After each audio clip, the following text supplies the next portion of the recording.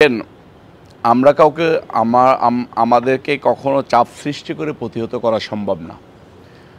আমাদের নেতারা যখন দেখেছে যে দেশের জনগণের একটা দুর্ভোগ হয়ে যাচ্ছে, সরকার লুটপাটে ব্যস্ত আছে, এই যে ২-৪ জন উপদেষ্টা এরা যখন লুটপাটে ব্যস্ত আছে, তখন আমরা দেখেছি যে জনগণের মানে ওরা স্বৈরাচারী একটা ভাব নিয়েছে, স্বৈরাচারী কায়দায় চালাইতে চাচ্ছে।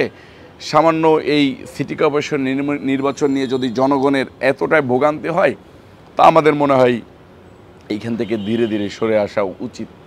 আমরা জনগণের দিকে তাকিয়ে এখান থেকে সরে এসেছি। সামাজিক মাধ্যমে আমরা অনেককে পোস্ট দিতে দেখি যে উপদেষ্টা আসিফ মাহমুদের সাথে একরকমের বাকযুদ্ধ কিংবা মাঠের লড়াইয়ে ইশরাক হোসেন সহ তার সমর্থকরা পরাজিত হয়েছে, কারণ শেষ পর্যন্ত দাবিটা আদায় করতে পারেনি। এই জিনিসটা কিভাবে দেখেন আসলে? আপনি যে উপদেষ্টার কথা বলেছেন, সে খুবই সামান্য একটা বাচ্চা, পরাজিত হওয়ার কাছে খুবই সামান্য একটা বাচ্চা মাত্র, ছাড়া অন্য কিছু না।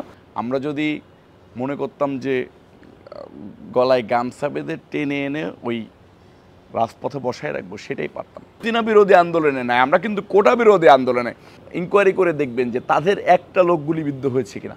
এই যে যারা কমিটিতে এখন আছে, সমন্বয়ক বলেন আর সহ সমন্বয়ক বলেন, XYZ যাই বলেন, আপনি দেখবেন তো যে এরা কেউ রাইফেলের গুলিতে একজন লোক গুলিবিদ্ধ হয়েছে কিনা। আর ভাই, যারা একটা হলে সিটের লোভ সামলাইতে পারে নাই, তারা গুলিবিদ্ধ হয়ে আন্দোলন করবে, জেল খেটে আন্দোলন করবে।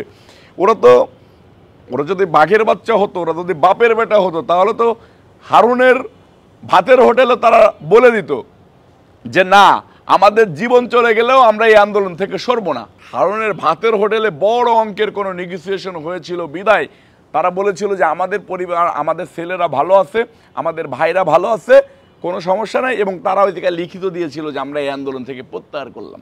আমার মনে হয় টাকার বিনিময় হয়েছে।